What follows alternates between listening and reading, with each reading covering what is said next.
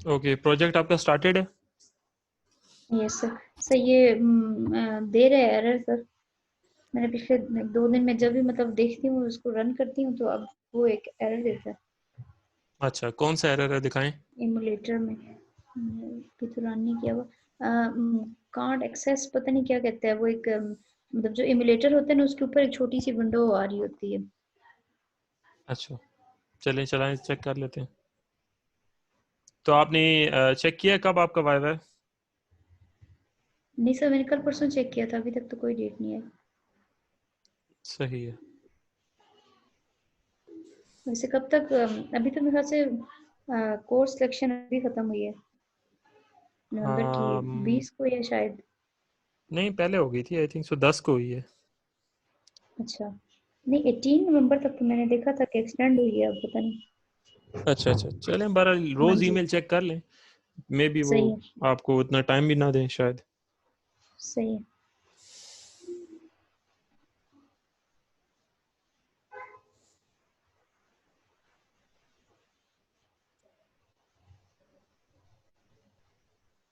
ये सर आ रहा है ये तो अभी यहाँ पे पहले नहीं ये शो हो रहा था इमुलेटर वार्निंग ये वाला hmm. Snapshot spot on this image. सही है, ठीक है, नहीं ये वार्निंग है, ये एरर नहीं है। No issue. नहीं सर एक इसके ऊपर भी आता है ना चलें फिर चेक कर एमुलेटर की लेते हैं। स्क्रीन के ऊपर आता है सर। जी जी, चेक कर लेते हैं।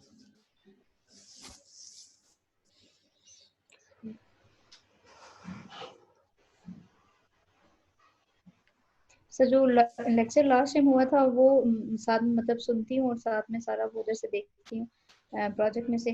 तो वो उस टाइम पे सारा समझ आ रहा होता है लेकिन जब मैं वैसे स्टडी करना शुरू करती हूँ खुद से तो इतने सारे क्वेश्चन आ जाते हैं जैसे मुझे तो कुछ भी नहीं आता। वो फिर उसकी वजह मेन यही है ना कि आपने सिर्फ जो है वो अ, इसको मैं कोड सिर्फ की हद प्रोजेक्ट तक को देखा देख है रही ना। हूँ। हाँ, आपने खुद हम्म, कभी लिखने की या इसको ट्राई नहीं किया, तो सही उस है। वजह से ज़ाहिर बात है फिर सही। होता है इस तरह ही। तो इसका फिर क्या सोल्यूशन है? इसका ये है कि आप जावा इक्लिप्स इंस्टॉल करके या जावा का नेटबीन्स इंस्टॉल करके छोटी छोटी जावा की फाइल्स बनाएं। लाइक लॉगिन पेज बना के चेक करें, रजिस्ट्रेशन पेज बना के चेक करें। आप उतनी भी प्रैक्टिस कर लेंगी तो आपको ये चीज़ें समझ आ जाएंगी। सही है। कौन सी नेट डाउनलोड बीन्स करूँ? या इसी में कर लेना, एंड्रॉयड स्टूडियो अच्छा। के अंदर एक न्यू प्रोजेक्ट बना लें एंड्रॉयड का। मोबाइल पे चल सही भी है। जाएगा आपके। सही है।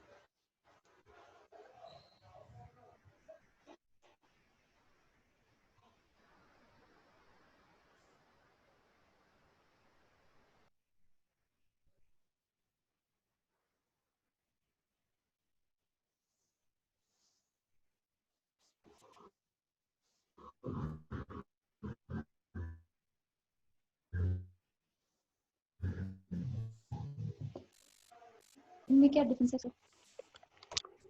किस चीज़ में? कैपिटल इंटेंट इंटेंट था ना तो एक जी जी, कैपिटल आई से था और एक स्मॉल आई से था। जो कैपिटल आई से होता है या जो तो पहला वर्ड उनमें होता है क्या वो फर्क है? क्लास नेम है ना। जो आगे छोटा आई है वो उसका ऑब्जेक्ट उसका है या उसका ऑब्जेक्ट है। इंस्टेंस है। जी। सही है। यानी जहाँ भी आपकी आवाज़ नहीं आ रही मुझे। इस तरह से होगा वो क्लास और उसका ऑब्जेक्ट ही होगा सर ये हाँ, डालो। जी जी, अब आ रही है जी, बिल्कुल सही कहा बस। आपने कि जो सही है। पहला नेम होगा वो हमेशा क्लास नेम होगा, सेकंड वाला जो है वो ऑब्जेक्ट होगा। सही है। तो ये क्लास उसी टाइम बनती है उसी टाइम इसके साथ ही ऑब्जेक्ट मतलब ये नहीं कि हमने एग्जैक्टली ऊपर exactly। कहीं उसको डिफाइन किया हुआ। नहीं, ये उसी टाइम बनती है अच्छा। जब हम इसको कॉल करते हैं। सही है। सही है। सर ये इसका error system UI is not वो रिस्पॉन्डिंग यूजर खैर है, इंटरफेस। वो आता रहेगा, इसको आप प्लीज। क्लोज ऐप कर दें। अच्छा।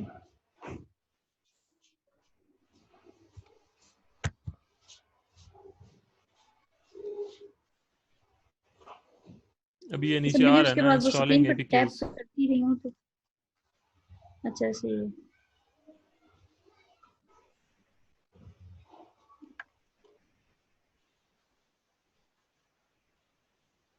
इसको करते जाएंगे, ये जितने आते हैं इनको क्लोज कर दें। सही है।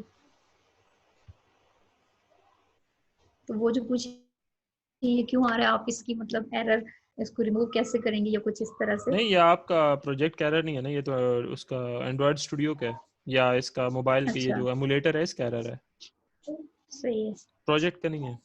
सही है। वो पूछते इसी किस्म की हैं। अच्छा चलें, आप फिर इस तरह से करें, अगर आपने खुद बनाया है तो इसको हैंडल करें। नहीं तो मसला अब ये है कि ये इस चीज़ का एरर है ही नहीं, ये उसका एरर है ना, क्या कहते हैं, एमुलेटर का। सही, सही है। जी जी। प्रोजेक्ट तो अभी आप देखें चला ही नहीं है, इंस्टॉलिंग एपीके आ रहा है नीचे। अब वो ये हाँ जो जी। ओके है इसको ओके करें।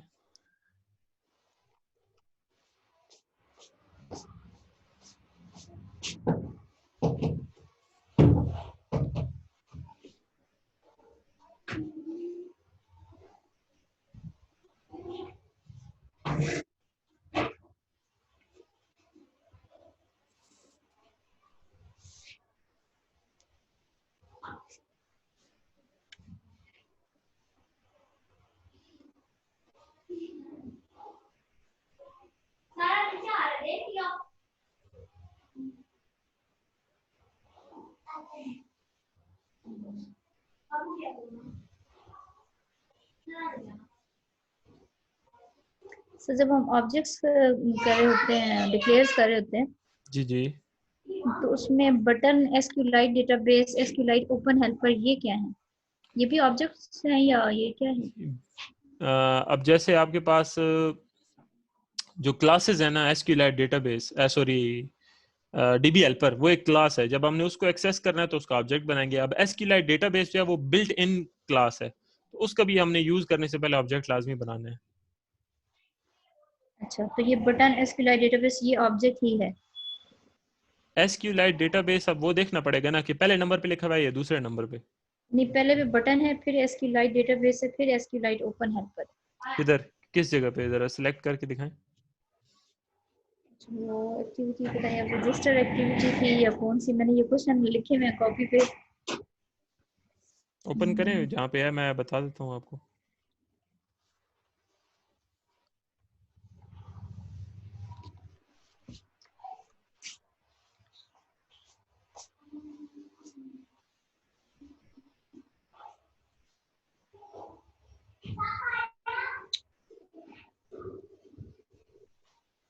इसमें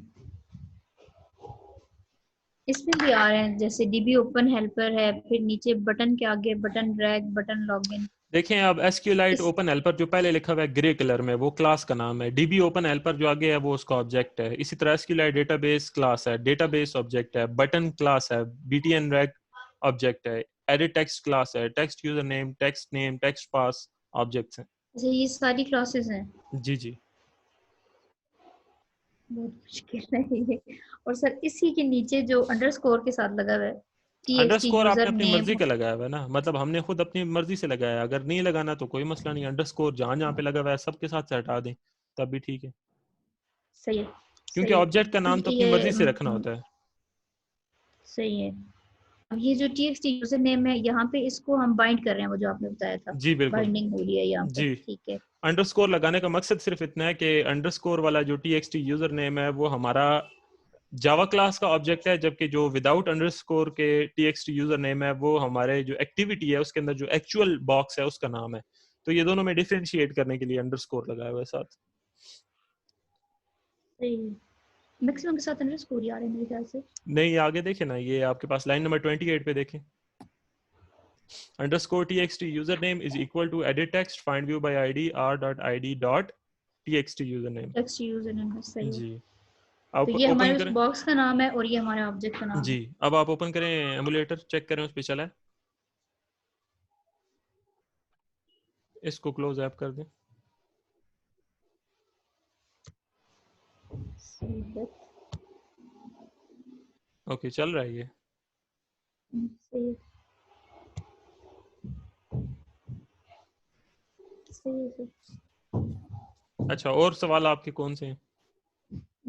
सर इसी रजिस्टर एक्टिविटी में लाइन नंबर 27 जो है, जी। इसमें कॉन्टेक्स्ट दिस जो आ रहा है, डीबी जी। Open helper is equal to new database helper और आगे ब्रैकेट के अंदर कॉन्टेक्स्ट लिस्ट। मतलब इस पेज पे रहो, कॉन्टेक्स्ट लिस्ट का मतलब तो है ना इस चीज पे रहो। रहो नहीं, इस चीज पर हाँ जी। ऑब्जेक्ट ओपन करो, यानी इस चीज पर ये सब्जेक्ट को बाइंड कराओ इस पेज के लिए। नहीं सॉरी, ये मुझे नहीं समझ आ रही sir. DB open helper is equal to new database ये हेल्पर। ऑब्जेक्ट है ना?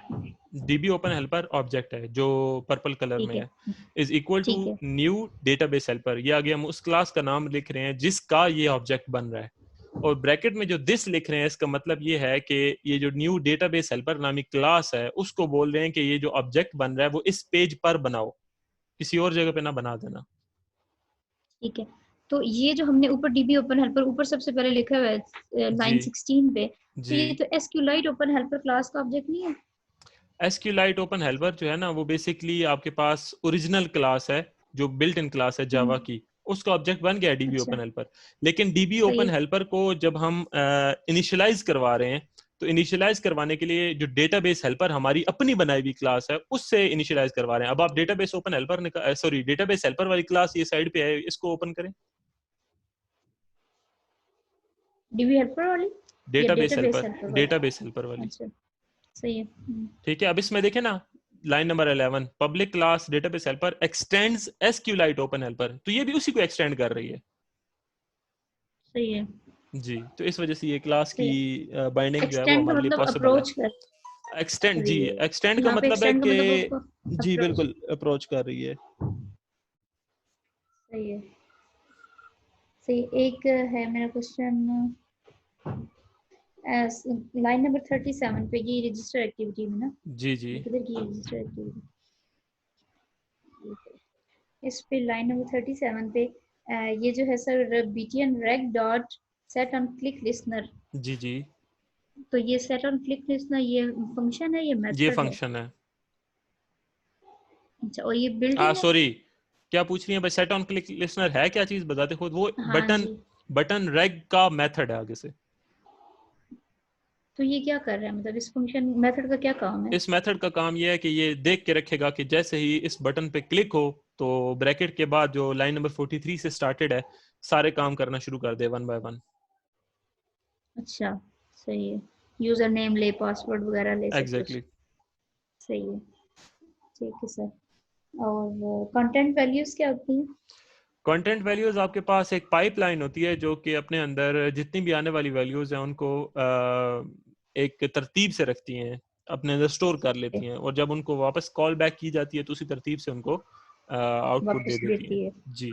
सही, ठीक है सर, अभी तक तो इतनी ही थी।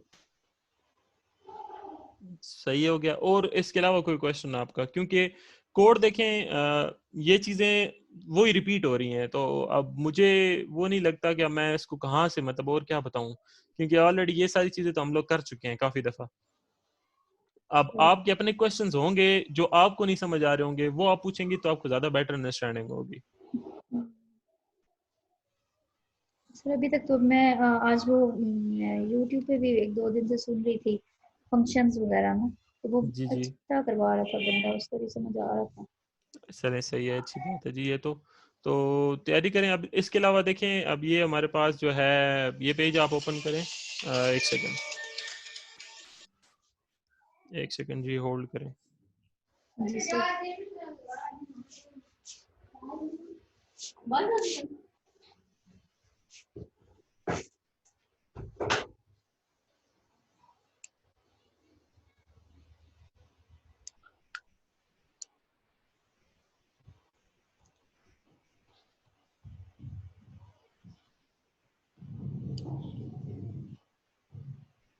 हाँ जी।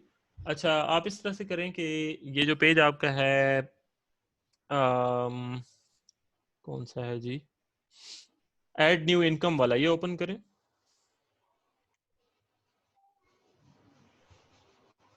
जी। अच्छा, अब इस पेज में देखें अगर आपको कोई सवाल है तो, यानी पूरा कोड इसका एक दफा गो थ्रू करें और देखें आपको कोई सवाल है तो। हमने उस क्लास में इसको डिस्कस, वो जो उस दिन की थी ना, इसको शायद नहीं किया था डिस्कस। लेकिन देखें, यही तो मैं भी बात करने की कोशिश कर रहा हूँ कि चीजें सेम है ना, चीजें नई नहीं है, क्योंकि उसने आपसे पूरा सफा नहीं पूछना, उसने आपसे पूरा सफा एक्सप्लेन भी नहीं करवाना, उसने आपसे एक आधी लाइन पूछनी है या 2 लाइनें पूछनी है। तो मकसद ये है कि हाँ जी, आपको उनका मतलब आता हो। अब आप एक दफा इस पूरे कोड को देखें और फिर आपके ज़हन में अगर कोई सवाल आता है तो वो आप मुझसे पूछें, फिर मैं आपको बताऊंगा कि कैसे ये बाकी चीजों के साथ लिंक्ड है, यानी कैसे अगर आपको बाकी चीजें समझ आ गई हैं तो सही ये है, कैसे उनके साथ रिलेट कर रही है। आप ये जरा देखें और फिर मुझे बताएं। सही। इसमें सर उन्होंने वो मुझे पहले वाला वाई वाई याद आ गया, इन्होंने मुझसे पूछा था डेट और मंथ का भी मैंने देखा यहाँ पे आ रहा था, जी, वीकली और मंथली, और वो जो वो इनकम रिपोर्ट का वाले एक में होगा, कार्ड वो एक्सपेंस रिपोर्ट होगा। से लेता है नहीं वो, रिपोर्ट। अच्छा हाँ वो रिपोर्टिंग में वीक होगा। ये तो किस तरह से होगा सर? निकालें जरा कोड निकालें उसका।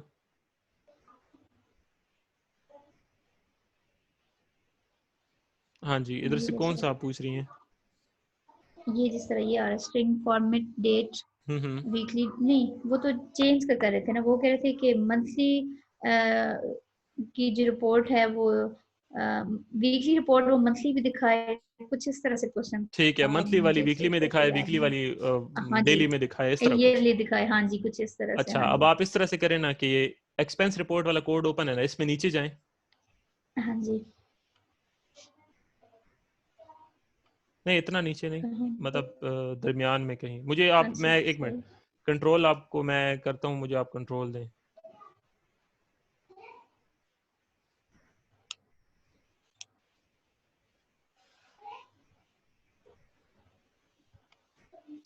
ओके, अच्छा अभी ये देखें,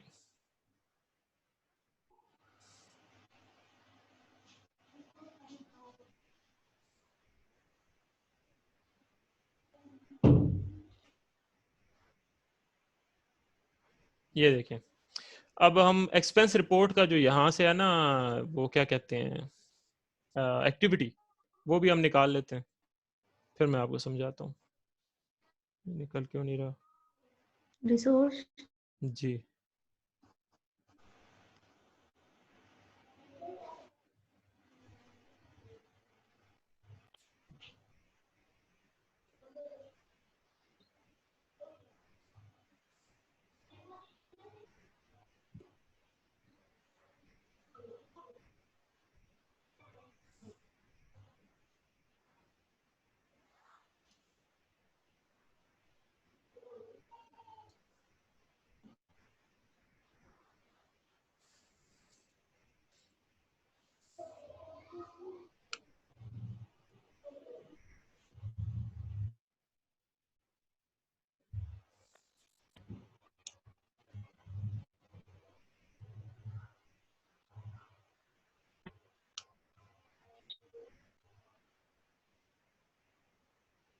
अब ये देखें, यहाँ पे 4 बटन हैं, daily report button, weekly report button, monthly report button, all report button. ठीक है, अब ये चारों बटन जो हैं वो सही। आपके पास एक्सपेंस रिपोर्ट्स के अंदर चारों बटन जो हैं वो बाइंड हुए हुए होंगे। बाइंड कहाँ पे होते हैं? जहरी बात है, कोड के स्टार्ट में होते हैं।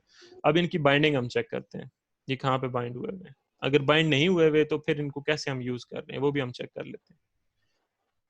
ओके जी, अच्छा ये बाइंड नहीं हुए हुए, ठीक है। अब यहाँ पे आपको पता कॉल चल गया रिकॉर्ड कि हो रही है।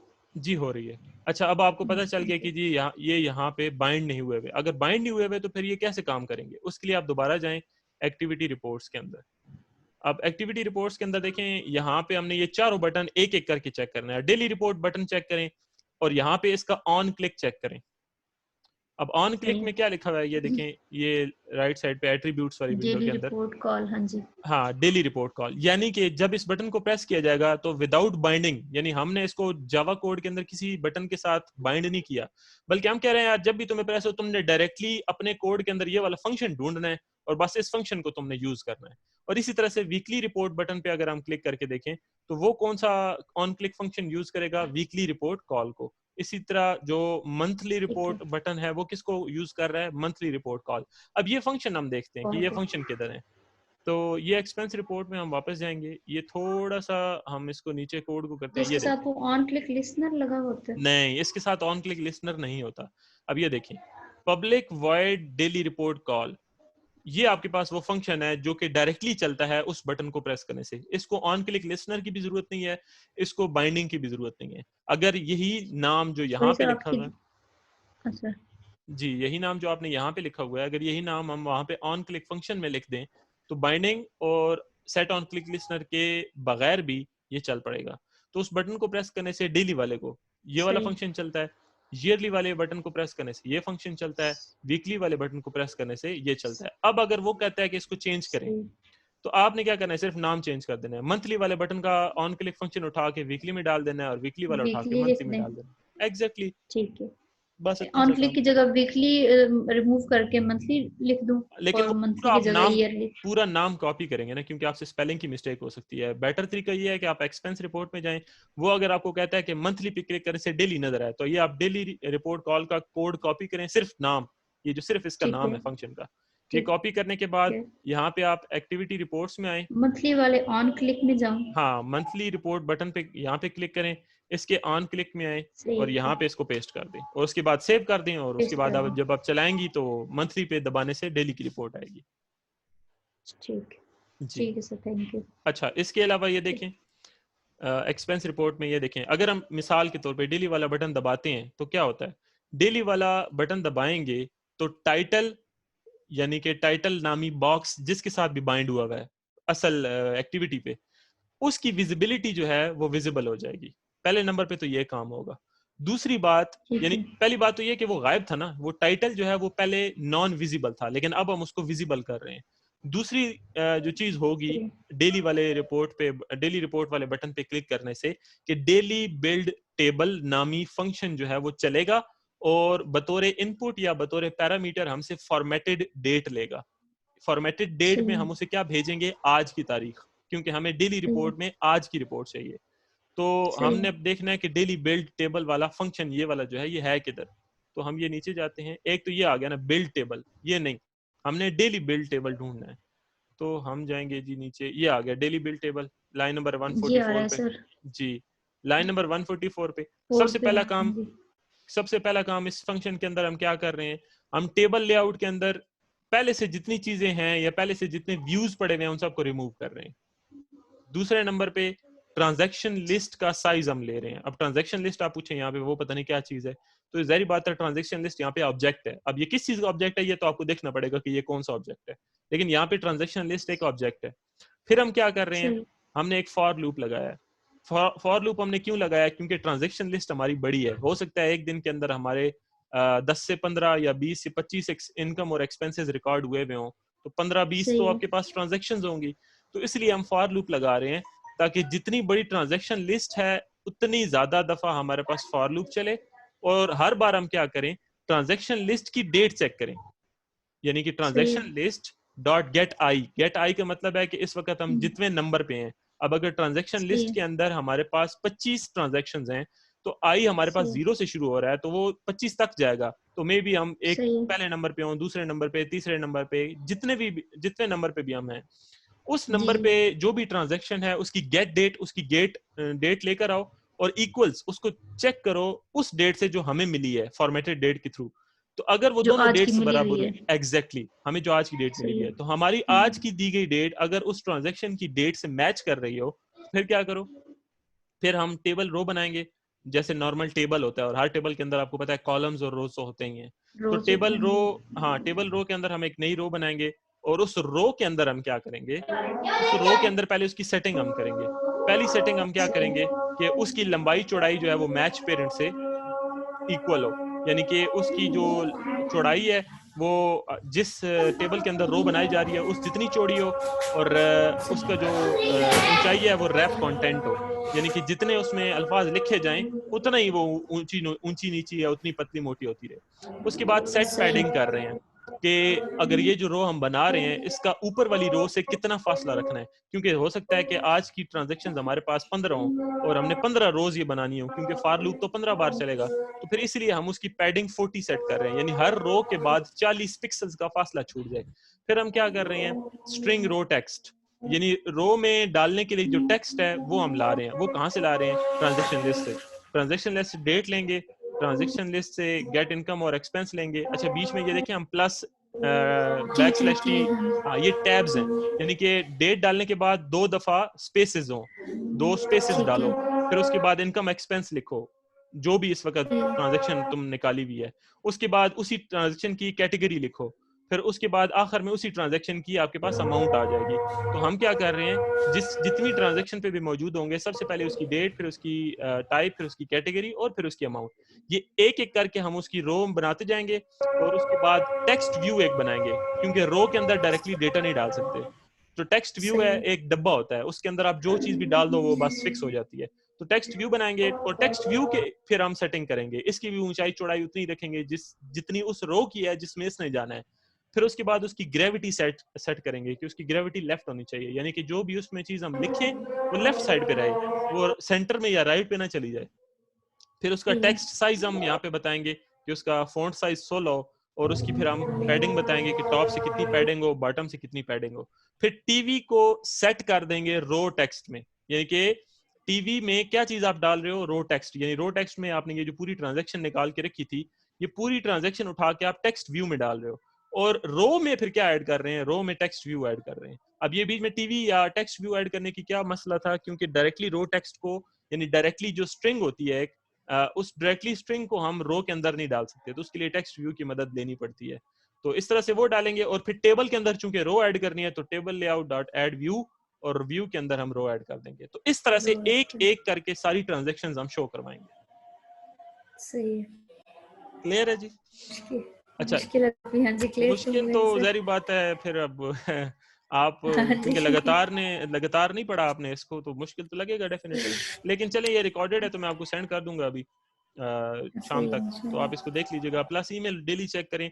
और दूसरी बात ये है कि देखें, अब ये अब इसके बाद ये तकरीबन सारा कोड एक जैसा है, क्योंकि अब देखें, ये मैंने आपको एक फंक्शन बता दिया, चलें ये डेली बिल्ड टेबल, लेकिन अब मसला ये है कि बाकी सारे फंक्शन भी ऐसे ही हैं।